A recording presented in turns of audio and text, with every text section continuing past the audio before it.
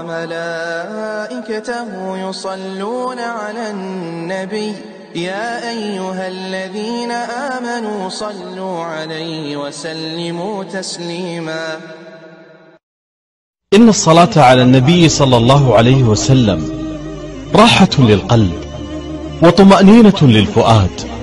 الصلاة على النبي صلى الله عليه وسلم تزيل الهم وهي سبب في إجابة الدعاء، فلماذا نزهد في هذا الفضل؟ ولماذا تغيب عنا هذه الأجور؟ الآن عطر فمك وجمل لحظات حياتك بالصلاة والسلام عليه. اللهم صل وسلم وبارك على نبينا وحبيبنا محمد. اللهم صل وسلم وبارك على نبينا وحبيبنا. إن الله وملائكته يصلون على النبي يا أيها الذين آمنوا صلوا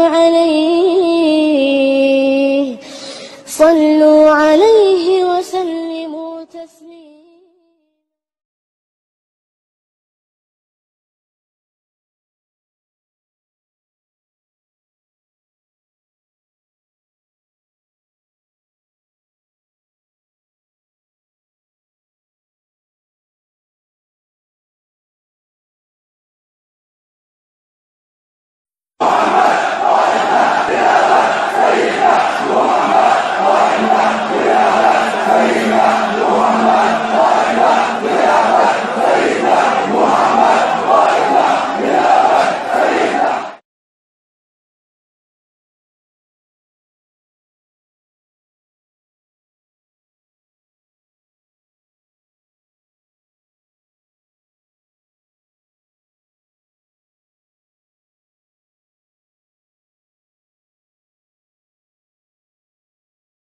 نبدأ بالصلاة على رسولنا الكريم محمد صلى الله عليه وسلم، فصلوا على خير البشر. اللهم صل وسلم وبارك على محمد وعلى آل محمد، رسولنا النبي الأمي المبعوث رحمة للعالمين، خاتم الأنبياء والمرسلين، نور هذه الأمة وضياؤها وشفيعنا يوم الحساب.